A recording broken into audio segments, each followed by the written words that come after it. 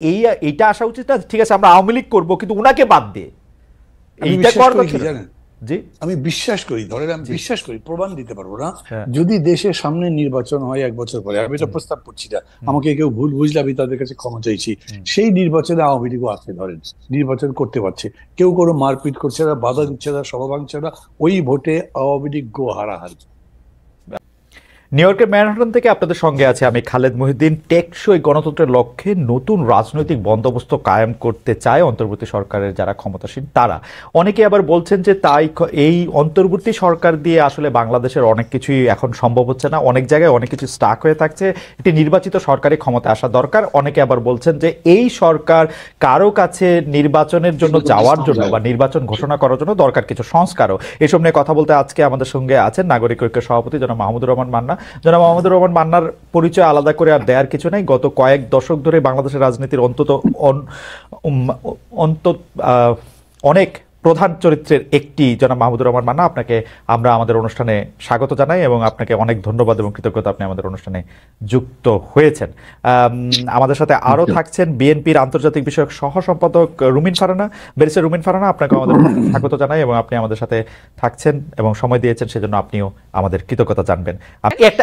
একটা second barrister Farhana, আপনি যখন এই কথা বলছেন আমাদের একজন দর্শক এই মন্তব্য পাঠিয়েছেন যে ফেসিস্ট আমলে রুমিন ফারহানার প্রতিবাদী ভয়েস আমাদের সকলকে প্রেরণা যোগাতো, এখন কিছু কিছু এলাকায় বিএনপির অপকর্মের বিরুদ্ধে আমরা কি সেই একই কণ্ঠ শুনতে পাবো কিনা? ইন্টারেস্টিং, আমি ঠিক এই কথাটাই বলছিলাম, তাই না খালেদ ভাই? হ্যাঁ, তো এই ওনার এই কথাটা কি lower level, lower tier, mid tier and high tier খুব বেশি গুরুত্ব দিচ্ছে না? গুরুত্ব না দিলে কেন দিচ্ছে না? কারণ তারা কি মনে করছে যে কোনো ব্যবস্থা নেওয়া হবে না? কিন্তু আমরা তো বেশ কয়েকটি জায়গায় ব্যবস্থা নিতেও দেখলাম, তাই না? যদিও পরবর্তীতে আমরা দেখেছি যে অনেককেই আবার স্থগিত পদ আবার ফিরে এসছে, কিংবা বিরাট অভিষেকও হয়েছে দলে। তো এগুলো কি আসলে একটা বার্তা পৌঁছায় যে আসলে খুব বেশি কিছু হবে না, এই প্রথমে একটু একটু ব্যবস্থা হবে, পরে আবার যেই থোর বড়ি খাড়া বড়ি থোর? তো এই কথাগুলো বলবার একজন রাজনৈতিক কর্মী হিসেবে আমার বাংলাদেশে বসে একটু কিছু টোল আছে ডেফিনেটলি, তাই না? সো ফর এক্সাম্পল, সেই টোলটা কি হতে পারে? আমি নিজেও নিজের সাথে হিসাব করেছি। সেই টোলটা হতে পারে যে হয়তো আমাকে নমিনেশন দেওয়া হবে না, মন্ত্রিত্বের হয়তো প্রশ্ন থাকবে না। কিন্তু দেখুন, একটা রাষ্ট্র গঠন করতে এই ছোট ছোট জিনিসগুলোতে ছাড় দেয়া, আমার এমপি না হওয়া, কিংবা আমার মতন আর 10 জন যদি কারো সাহস, আমি জানি না 15 বছর আমি সাহস দেখি নাই, আগামী 10 বছর আমি সাহস দেখবো কিনা Khaled, I am very sorry. আমি ব্যারিস্টার ফারহানা আপনাকে একটু থামাই এ পর্যায়ে। আমি শুধু প্রশ্নটা করে রাখি, সেটা হচ্ছে যে আপনি একাদশ জাতীয় সংসদে অন্যতম বিরোধী কণ্ঠস্বর ছিলেন, সংসদের মধ্যে সংসদের বাইরে, কিন্তু যারাই বিগত 3 সংসদ নির্বাচন অংশ নিয়েছেন, সংসদে গিয়েছিলেন, তাদের ভালোভাবে দেখছে না বৈষম্য বিরোধী ছাত্র আন্দোলনের নেতারা বিগত 3টি নির্বাচনের সমালোচনা করলে একই সঙ্গে সংসদে থাকা ঠিক হয়েছে কিনা সেটি প্রশ্ন করছে। আমাদের দুটি প্রশ্ন, যে আপনি আসলে অন্য কোনো রাজনৈতিক দলে, বিশেষ করে এই বৈষম্য বিরোধী ছাত্র আন্দোলনে যদি একটি রাজনৈতিক দল সংগঠন করে সেখানে আপনি যাবেন কিনা, এক। আর 2 হচ্ছে যে আপনি যে আশঙ্কাটি করছেন যে আসলে নমিনেশন মনোনয়ন না পাওয়ার ব্যাপারে, সেটির ক্ষেত্রে আমি সেটা বলছি না খালেদ, আমি একটু ক্লিয়ার করি, না হলে না খুব একটা হেজি হয়ে থাকে। মানে আমি বলছি এই ঝুঁকিগুলো বাংলাদেশের প্রেক্ষাপটে তৈরি হয়, আমি পাবো না বা পাবো কোনোটাই বলছি না, এই ঝুঁকি তৈরি হয়। এখন এই ঝুঁকি নেওয়ার দেশের স্বার্থে, দেশের কল্যাণ, এবং যে ধরেন একগুচ্ছ মানুষ, কয়েক লক্ষ মানুষের কিন্তু একটা প্রত্যাশা যে 15 বছর তো ওই মানুষটিকে আমরা সত্য বলতে দেখেছি, সাহসী ভূমিকায় দেখেছি, এখন কি তিনি ওই জায়গাগুলোতে কম্প্রোমাইজড হয়ে যাবেন? একটি নমিনেশনের জন্য কিংবা একটি মন্ত্রিত্বের জন্য করে কম্প্রোমাইজ করবেন? আমি আসলে বেছে নিয়েছি কম্প্রোমাইজ না করাটাই। ওকে, আমরা ওই প্রশ্নটা, মানে আপনি বৈষম্য বিরোধী ছাত্র আন্দোলনের সঙ্গে যাবেন কিনা তারা রাজনৈতিক দল করলে, সেই প্রশ্নটাতে আমরা একটু পরে আসবো। আমি আবারও আপনাদের দর্শকদের, মানে আপনার এই পজিশনের অনুবাদ দর্শকদের কারো কারো কাছে কি সেটি একটু আপনাকে শোনাই, শুনে আপনি একটু মান্নান ভাইয়ের কাছে যাই। মাহফুজ আহমেদ, তিনি ইংরেজিতে বলছেন, the lady is hypocritical, she doesn't prefer Awami League but she has soft corner for student wing of Awami League. যাই হোক, এটা আপনাকে দেখে কেন মনে হলে সেটা আমি জানি না, সেটা তার অনুবাদ। আমি একটু মান্না ভাইয়ের কাছে আসি, যে মান্না ভাই, আপনার মনে আছে যে কয়েক বছর আগে বিএনপি নেতা সাদেক হোসেন খোকার সাথে একটি টেলিফোন সংলাপ সরকার ফাঁস করে শুধু ফাঁস করে থেমে থাকেনি, এর কারণে আপনাকে জেলেও নেওয়া হয়েছিল, জেল কাটতে হয়েছিল। সেই আলোচনায় ক্যাম্পাসে ছাত্রলীগের ক্ষমতা খর্ব করা, আন্দোলনে ছাত্রদের আত্মত্যাগ, এমন সব বিষয় ছিল। 24 সালে এসে আমরা দেখলাম ছাত্রলীগকে ঢাকা বিশ্ববিদ্যালয় ক্যাম্পাস থেকে বিতাড়িত করা, আবু সাইদ মুগ্ধের মতো ছাত্রদের আত্মত্যাগের কারণেই সরকারের পতন হয়েছে। 24-এর মতো একটা আন্দোলন প্রয়োজন, সেটাকে আপনি 2015 সালেই আপনি বুঝতে পেরেছিলেন কিনা, এবং সেইটা নিয়ে আপনার মধ্যে একটা তোলপাড় চলছিল কিনা?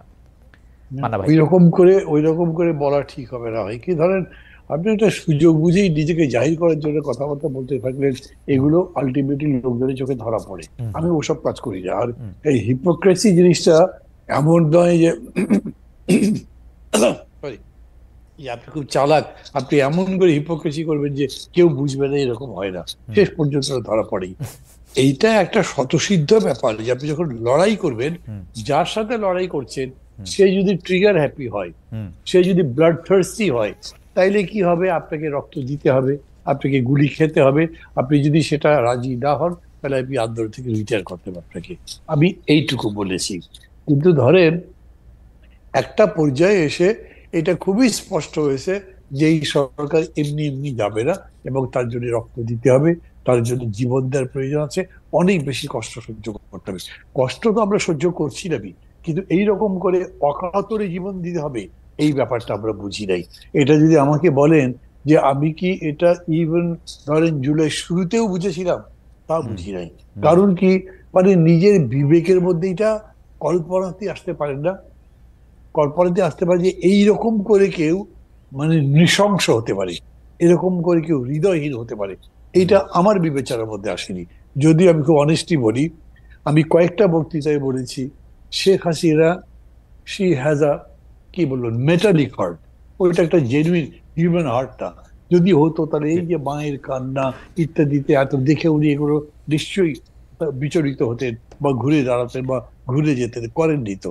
সেই কারণে শেষের দিকে যেটা হবে সেটার পক্ষে আমি একটা কথা বলি। ধরেন এই যে একটা খুব ঐতিহাসিক ঘটনা, একটু ছোট্ট একটা জোকের মতো করি। বাংলাদেশের ঐতিহাসিক জায়গায় কি জানেন, বিশাল আন্দোলনের মধ্যে দিয়ে সরকারের পথের পর বিরোধী দলের নেতা পলায়ন, পুরো পার্টি পলায়ন করেছে, এই উদাহরণ আছে।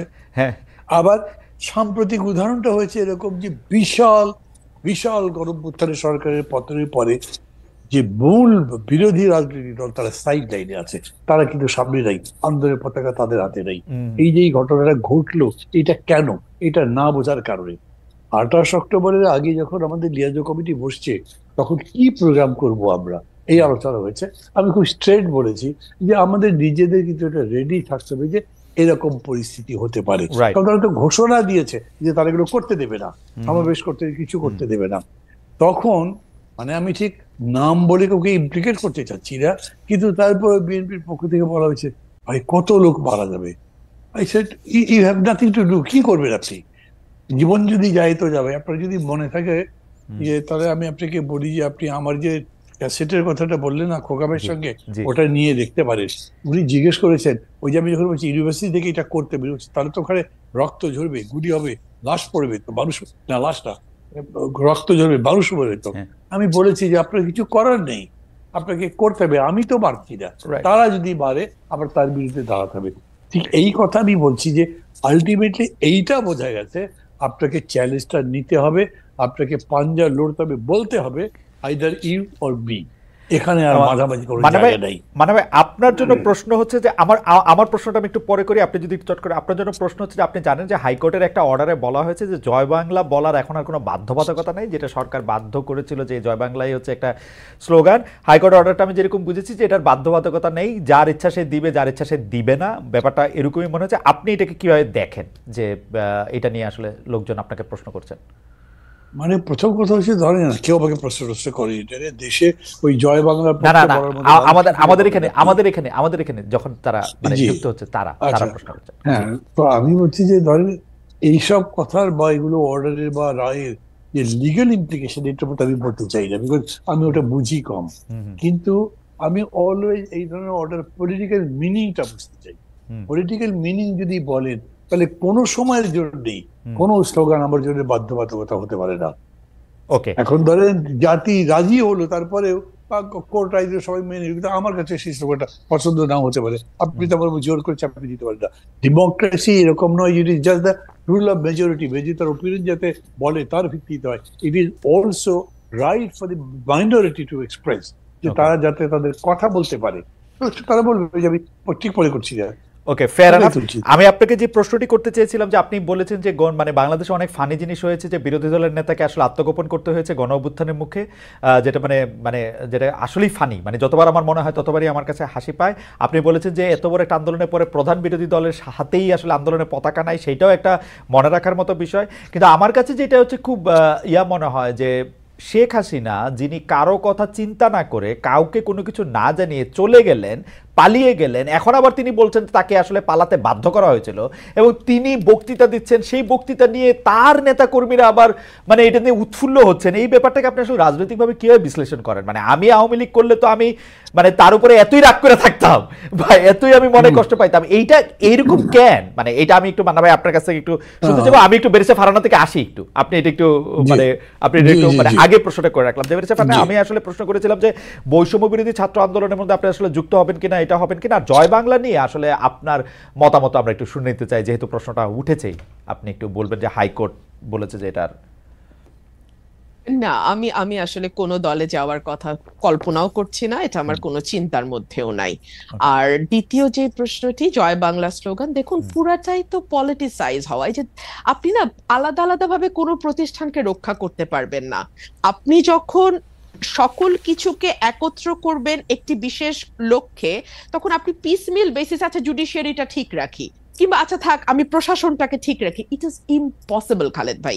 সেই কারণেই যেটা হয়েছে, জুডিশিয়ারির প্রতিটি নিয়োগ, প্রতিটি পদোন্নতি, অ্যাপেলেট ডিভিশনে যাওয়া, অ্যাপেলেট ডিভিশন থেকে কে চিফ জাস্টিস হবেন সেটা নির্ণয় করা, এই সকল কিছুই আসলে রাজনৈতিক সিদ্ধান্তে হয়েছে। এবং আপনি চিন্তা করে দেখেন, এই যে আবারও সেই ইতিহাস টানতে হয়, স্বাধীনতার 54 বছর খালেদ ভাই, হ্যাঁ, আমাদের কিন্তু আকাশের যত তারা আইনের তত ধারা, তাই না? অথচ একটা বিচারক নিয়োগ আইন আমরা কেউ করলাম না। কেন করলাম না?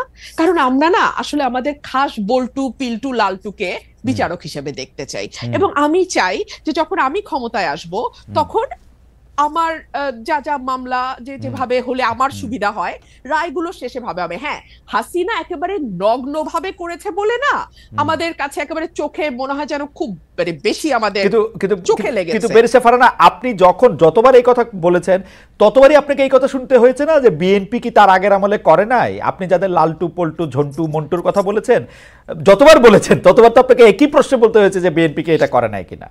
নিশ্চয়ই শুনতে হয়েছে, এবং সে কারণে কিন্তু আমি এই পরের লাইনটা যুক্ত করলাম যে হাসিনা যত নগ্ন ভাবে করেছে, কারণ সে সময় পেয়েছে বেশি, তাকে ক্ষমতায় থাকতে হয়েছে ভোট ছাড়া, তার কাছে পাওয়ার হারানো মানে জীবন হারানোর মতো।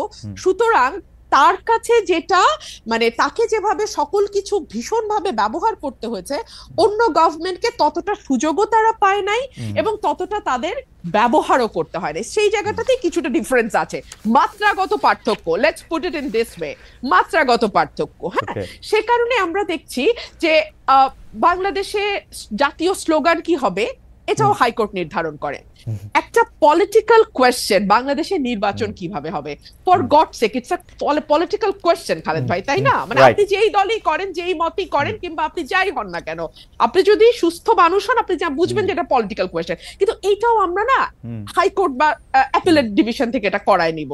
আবার ধরেন আমাদের সংবিধানকে আমরা মোটা দাগে একটা পারিবারিক বইয়ের মতো করে ফেলবো, আমরা যা যা চাই তার সবই সংবিধানে থাকবে, এবং এমন সব অদ্ভুত প্রপোজিশন আমরা সংবিধানে দেব যে আমরা সামনে ভবিষ্যতে যত সংসদ আসবে সেই সবগুলো সংসদকে আমরা বেঁধে ফেলার চেষ্টা করব। মানে তারা কি কি আইন করতে পারবে, কি কি পারবে না, সংবিধানের কোন কোন অংশ তারা 2/3 কেন 3/4 মেজরিটি দিয়েও চেঞ্জ করতে পারবে না, এরকম অংশ আমরা সংবিধানে বলে আবার সেটা লিখে দেব যেটা অপরিবর্তনীয়, which itself is unconstitutional, okay, which itself is unconstitutional. So এগুলোর মধ্যে দিয়ে তো বাংলাদেশ গেছে। সে কারণে আমি মনে করি খালেদ ভাই যে আমরা না একটা ঝাঁকি খেয়েছে বাংলাদেশ, মানুষ, দেশ, রাষ্ট্র, সরকার ঝাঁকি খেয়েছে। কিন্তু এই ঝাঁকিটাতেই যে আমরা একেবারে ঠিকঠাক ফিটফাট হয়ে বিলাতি কায়দার ওয়েস্টমিনিস্টার গণতন্ত্রে অভ্যস্ত হয়ে যাব, কিংবা ইভেন ঘরের পাশের ভারতের গণতন্ত্র আমরা বুঝে যাব, এটা ভুল। আমাদেরকে আরো অনেক দূর যেতে হবে খালেদ ভাই। অ্যাটলিস্ট ভারতের পর্যায়ের একটা গণতন্ত্র এবং প্রাতিষ্ঠানিকীকরণের দিকে যেতে আমাদের আরো 50-100 বছর সময় লাগবে। এবং সে কারণে আমি আমার আগের সেগমেন্টের কথা ধরে আমি একটু সূত্র ধরে বলি যে আমাদের মতন মানে ধরেন অ্যাজ অন টুডে আমার যে ভূমিকা, হ্যাঁ, এটার জন্য আমাদের মতন মানুষদেরকে কিছুটা প্রাইস পে করতে হবে। পে করতে করতে করতে করতে এক সময় গিয়ে, সেটা আজ থেকে মেবি 70 বছর 80 বছর পরে, হয়তো দলগুলোর ভেতরে সেরকম ডেমোক্রেসির চর্চা আসবে, হয়তো রাষ্ট্রের ভেতর সেরকম ডেমোক্রেটিক ভয়েস আমরা পাবো যেটা একটা স্মুথ ডেমোক্রেসিকে সাপোর্ট করে। এইটুকুই আমি বলতে পারি। বেরিসা ফারহানা, তাহলে আমরা এরকম ধরে নিতে পারি যে আপনার কথা থেকে যদি আমরা একটা উপসংহার টানতে চাই যে ধরেন সবগুলি দল, বিএনপি ইনক্লুডেড, এর মধ্যে গণতন্ত্র আসতে 70-80 বছরের মতো লাগতে পারে। দেখুন, আমি it's just a speculation, it could be 50 years. আচ্ছা ঠিক আছে, আমি আচ্ছা ঠিক আছে, it all depends on the will of the people. আমার দেশের মানুষ আসলে কি চায়। ওকে, রাইট। হ্যাঁ, আমার দেশের মানুষকে সচেতন করার দায়িত্ব আমাদের। কতটুকু সচেতন করা হবে, কত সময় নিয়ে হবে, এটা তাদের উপর। আমার বেশ ফারহানা, আমি একটু আসি আপনার কাছে। আমি মান্নাভাইকে যেতে চাই। মান্না ভাই, আমি আপনাকে প্রশ্ন করেছিলাম যে এটা তো এরকম হওয়ার কথা যে নেত্রী আসলে, আপনার এই প্রশ্নের জবাবটা দেওয়ার আগে যেহেতু একটু অধিকার চর্চা করতে পারিনি কি, আমি যে প্রশ্নটা আপনি রুমিন ফারহানা করেছেন, আচ্ছা শিওর, তাহলে আপনি একটু বলেন। আমরা একটু আপনাকে আরেকটা জিনিস শোনাই যে আমরা দর্শকদের কাছে প্রশ্ন করেছিলাম যে নির্বাচনের আগে বড় ধরনের সংস্কার করা হবে, এমন মন্তব্য করেছেন প্রধান উপদেষ্টা ডক্টর মোহাম্মদ ইউনূস। অন্তর্বর্তী সরকারের এই অবস্থান সমর্থন করেন কিনা, বড় ধরনের সংস্কার করা হবে এটা সমর্থন করেন কিনা, সেইটা সমর্থন করেন শতকরা 83% দর্শক, সমর্থন করেন না হচ্ছে 17% দর্শক। আমাদের জন্য একটা স্টেগারিং নাম্বার, 145,000 মানুষ, মানে 1,45,000 মানুষ ভোট দিয়েছেন এটার মধ্যে। মান্না ভাই, মানে 1,45,000 একটা বিপুল সংখ্যা। জি মান্না ভাই, আপনি বলতেছিলেন। জি, বিষয়টা বলে রাখবে, যে প্রশ্ন করেছে সেটাও বলে রাখবে, কিন্তু আমি এইটার লোভ সামলাতে পারছি না। প্লিজ প্লিজ, মানে অনধিকার চর্চা করবো তো বলছি। ধরেন ওবায়দুল কাদের আর মাহমুদুর রহমান মান্না দুজন প্রতিদ্বন্দ্বী ছাত্র নেতা ছিল, কিন্তু ওবায়দুল কাদের আমার কাছে ডাকসু নির্বাচনে কোনো পাত্তাই পাইনি। তারপরে আমি আওয়ামী লীগে থাকলাম না, আওয়ামী লীগে যোগ দিয়েছি, থাকতে পারলাম না বা থাকলাম না। এখন ওবায়দুল কাদের আওয়ামী লীগের সাধারণ সম্পাদক হয়ে গেলেন। তখন আমাকে কোনো কোনো মানুষ এরকম করে বলেছে, ভাই ওবায়দুল কাদের সাধারণ সম্পাদক হয়ে গেল, আপনি দলটা ছেড়ে দিয়ে থাকলে আপনি তো হতে পারতেন। আমি তাদেরকে বলতাম না, আমি হতে পারতাম না, কারণ শেখ হাসিনা যে তুতু করে তাকে দিবে, আমাকে দিবে না। আমি ওটা জানি, বুঝি বলেই আমি ওখানে থাকিনি। এখন end of the day Khaled, আমি বলি যে আমি মনে করি I am right, Obaidul Quader রং। এখন কি অবস্থা দেখলে তো তাই বোঝাই যায়, খুব স্পষ্ট বলা যায়। তো এই কারণে যখন প্রশ্নগুলো করেন না আপনারা, বা ধরেন অন্যরা কেউ জিজ্ঞেস করে, যিনি জবাব দিচ্ছেন বা যাকে প্রশ্ন করেছে তাকে আপনার ভাবতে হবে যে এই মানুষটা উইথ অল অডস যেভাবে ফাইট করেছেন, that is the glory, that is the victory. এবং এইটা মানুষের মধ্যে কিন্তু ইনস্টিলড হয়ে যায়। না হলে আমি এখন মানুষের এত ভালোবাসা পাই কেন? আমি কিন্তু অনেস্টলি বলি, আমি মনে করি মানুষের ভালোবাসা আমি প্রায় শিখতে পারছি এখনো, এরকম দেখি। তো সেই কারণে আমি মনে করি যে আমি আমার কথা বলতে পারি মান্না ভাই, আমি যতদিন ধরে এই মানে বিশ্ববিদ্যালয়ে ভর্তি হওয়ার পর থেকে আমি আপনাকে চিনি, আমি আমার কথা বলতে পারি যে আমার সম্মান আপনার জন্য, আমার সম্মান মানে এইটার সাথে আমি জনাব ওবায়দুল কাদেরের তুলনাই করতে চাই না। মানে এটা এক পংক্তিতেই জীবনে বসবে না। সেটা আমি আগেও আপনাকে বলেছি, ওবায়দুল কাদের সাহেব যখন সাধারণ সম্পাদক ছিলেন, মন্ত্রী ছিলেন, বিরাট বড় কিছু ছিলেন, তখনও বলেছি সামনাসামনি, মানে এটার কোনো একটা তুলনাই হতে পারে না, মানে এটা তুলনীয়ই না। আপনি যদি মনে পড়ে গেল উদাহরণটা, সেই জন্য এটা বললাম। এই জন্য আমি মনে করি যে এটা রুল ভাড়াকে জিজ্ঞেস করার দরকারই নাই, সে যেটা করতে থাকবে, টাইম উইল পে হার, এটা আমি মনে করি। যাই হোক, আমি আপনার প্রশ্ন আসি। একটা জিনিস বলি, মানুষ খুব জটিল জিনিস। আমি এটা অনেক চিন্তা করেছি, যার লোকজনের সাথে কথাবার্তা বলতাম, মানুষ জটিল কেন? কারণ সবচেয়ে জটিল ম্যাটার হচ্ছে ব্রেন। এবং বলে যে একটা ম্যাটার যত জটিল হবে, যত কমপ্লেক্স হবে, তার মানে সেটা তত ডেভেলপ। যে কোনো ডেভেলপ জিনিসই কিন্তু জটিল, খুব ইজি বোঝা যায় না, বুঝে গেলে ইজি। তো মানুষের এত জটিলতার মধ্যে ধরেন আপনাকে আমি যদি প্রশ্ন করি, আদম হাওয়া খুব আরামে ছিলেন, বেহেশতে ছিলেন, কে কামড়ালো, কোন পোকা কামড়ালো তোমাকে যে ওই গন্ধম ফলটা খেতে হবে, তার জন্য বেশ থেকে ফেলে দিল পৃথিবীর মধ্যে, করলো তো। আমাদের এত বড় সম্মানের একটা জায়গার একজন মানুষ, আমাদের ধর্মগ্রন্থ অনুযায়ী, বিশ্বাস অনুযায়ী তিনি করলেন, মানুষকে এইখানে বোঝা মুশকিল। এরকম বহু জায়গা আছে মানুষের বিহেভিয়ার বোঝা যায় না।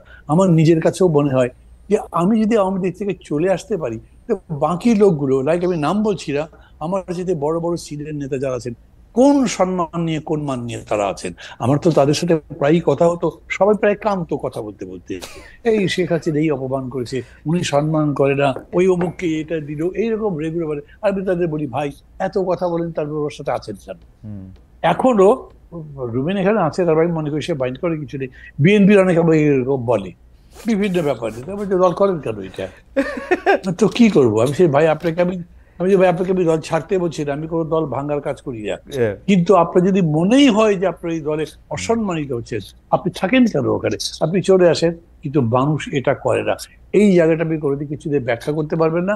আর রাজনৈতিক ভাবে তো নয়, হ্যাঁ রাজনৈতিক ভাবে একটাই ব্যাখ্যা দিতে পারেন, তা হচ্ছে তারপরেও যারা থাকে তারা আরো বড় কিছু পাওয়ার আশা করে, তারা মনে করে, আচ্ছা কথার কথা ধরেন না মানে ভাই এই জায়গার মধ্যে আপনি যদি একটু জনগণের অবস্থা ব্যাখ্যা করতেন। নেতাদের কথা তো আমরা বুঝলাম, তারা হয় কোনো একটা হালুয়া রুটি অন্য কোনো কিছুর জন্য তারা এটার মধ্যে এটা থাকলো, তারপরে হচ্ছে যে আওয়ামী লীগে থাকলে অনেক, জনগণের কি প্রবলেম?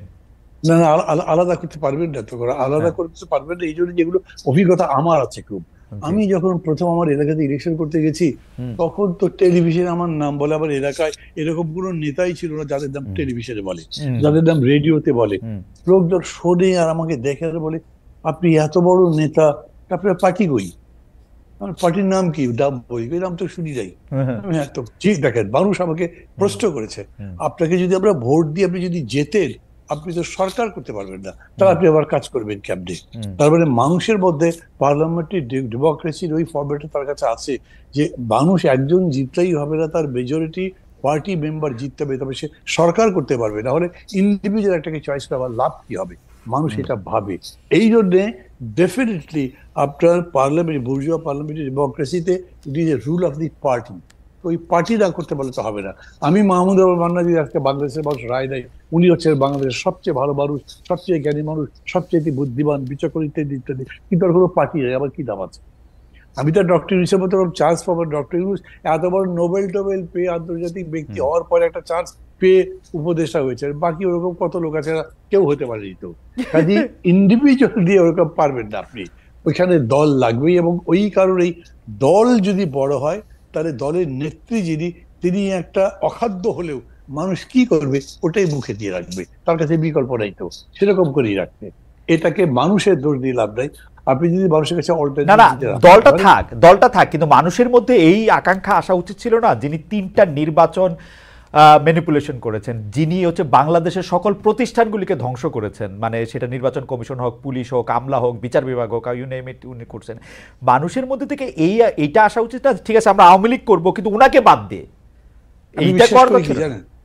আমি বিশ্বাস করি, ধরেন আমি বিশ্বাস করি, প্রমাণ দিতে পারবো না, যদি দেশের সামনে নির্বাচন হয় 1 বছর পরে, আমি এটা প্রস্তাব করছি না, আমাকে কেউ ভুল বুঝলে আমি তাদের কাছে ক্ষমা চাইছি, সেই নির্বাচনে আওয়ামী লীগও আছে, ধরেন নির্বাচন করতে পারছে, কেউ কোনো মারপিট করছে না, বাধা দিচ্ছে না, সভা ভাঙছে না, ওই ভোটে আওয়ামী লীগ গো হারাহারি। আপনি হ্যাঁ, আমি মনে করি তাই। তারপর ধরেন এই একটা উদাহরণ আছে, যেরকম ফ্রান্সে বাঁকো তো 4 নম্বর পার্টি ছিল, সে জিতলো কিভাবে? আমাদের দেশেও এরকম হতে পারে। আমি প্রায় বলি বক্তৃতায়, আমার খুব প্রিয় একটা সেন্টেন্স বলেন, অতিকায় হস্তি বিলুপ্ত হইয়াছে, টিকি আছে। ওই বড় আছেন, এই অহংকার করলে কিন্তু কোনো লাভ হবে না।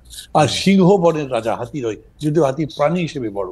এই জন্যে মানুষের চয়েসের উপরে আপনার ভরসা থাকতে হবে, মানুষের চয়েসটাই শেষ কথা। তবে এখন মানুষের যদি সে এডুকেশনটা না থাকে, তাহলে তার বিলম্ব হবে। ওই যে রুমিন বলছে না, যেটা হয়তো 20-25 বছর লাগবে, আমি বছর মানে সংখ্যা দিয়ে বলবো না, কিন্তু মানুষের সময় লাগবে। কিন্তু আমার কাছে খুবই বিশ্বাস করবো, আমি মনে করি আপনি খেয়াল করেছেন, অ্যাগেইন এখন পর্যন্ত BNP is the biggest party, BNP হলো সবচেয়ে জনপ্রিয় দল, কিন্তু এই বিএনপি 5 আগস্টের ক্ষমতা পরিবর্তন একদম অব্যবহিত পরেই যখন পার্টি অফিসের সামনে বিশাল সমাবেশ করে বলল 3 মাসের মধ্যে নির্বাচন দেন, তখন সমস্ত মানুষ বিরোধিতা করেছে, বলেছে রক্তের দাগিস করে কিভাবে নির্বাচন। কিন্তু মানা ভাই, আপনি যদি এখন কান পাতেন আপনি কিন্তু শুনবেন যে সব মানুষ এখন নির্বাচন চাচ্ছে, কারণ ডক্টর ইউনূস সরকার মানে অনেক জায়গা থেকেই আসলে সিদ্ধান্তই নিতে পারতেছেন। আপনি যদি অর্থনীতির সূচকগুলি দেখেন, বলতেছে যে আমলারা, আপনি কোনো কার্ভের মধ্যে তো আপনি কোনো মানে পরিবর্তন দেখবেন না, এবং এটা তো ওইটা আপনার লাস্ট প্রশ্ন ছিল, তার জবাবটা আমি দেবো। আমি যতখানি পারি ততখানি বলবো। তার আগে এই কথাটা বলিনি, আজকে যদি মানুষের কাছে অল্টারনেটিভ থাকতো না, তাহলে কিন্তু এটা হতো। ধরেন কোনো কারণে মানুষ এখন মনে করছে না বিএনপি তো আওয়ামী লীগের মতোই করছে, তারপরে ভোটের মাঠে গিয়ে এসে দেখলো যে বিএনপি আছে বিগেস্ট, কাছাকাছি আছে, ধরেন কথা জামাত, কিন্তু কাছাকাছি মানে কি, বিএনপি যদি 80 হয় তাহলে জামাত হলো 10 না। জামাতের এত শক্তি নাই মনে হয় মান্না ভাই, আমার মনে হয়। কথার কথা বললাম, 80 আর 10 বলছি তো, এইটাতেও মানুষ আর জামাতের কাছে যাবে, বিএনপির কাছে যাবে যদি সে বিএনপির ব্যাপারে ক্রিটিক, কারণ আর কিছু নাই না। কিন্তু এইখানে কিন্তু মান্না ভাই, আপনার কাছে মনে হয় না যে এই যে বিকল্প নাই করতে করতে শেখ হাসিনার দলও শেখ হাসিনাকে রাইখা দিল 15 বছর 20 বছর, পারলে 2041 সুমিন বলছে 2041 পর্যন্ত রাখতো, কারণ তারা এরকমই ভাবতো নিজেদেরকে। বিকল্প তো আসলে তৈরি হয় না, মানে বিকল্প যতক্ষণ পর্যন্ত বিকল্পের মতো দেখতে লাগে ততক্ষণ পর্যন্ত কেউ এটাকে নেয় না, এটা তো অবভিয়াস হইতে হয়। এটা হবে মানে এখন যদি ওরকম করে বলেন তাহলে আমি আমার নিজের কথা বলতে, আমি তো বিকল্প করবার জন্যই আজকে 13-14 বছর ধরে চেষ্টা করছি। আমি বিকল্প হতে পারিনি, কিন্তু মানুষের কাছে আমি অ্যাজ অ্যান ইন্ডিভিজুয়াল একটা অল্টারনেটিভ আমি মনে করি। আমার দল হয়নি, ওকে, আমিও দল যদি হতো তো হয়ে যেত। আমরা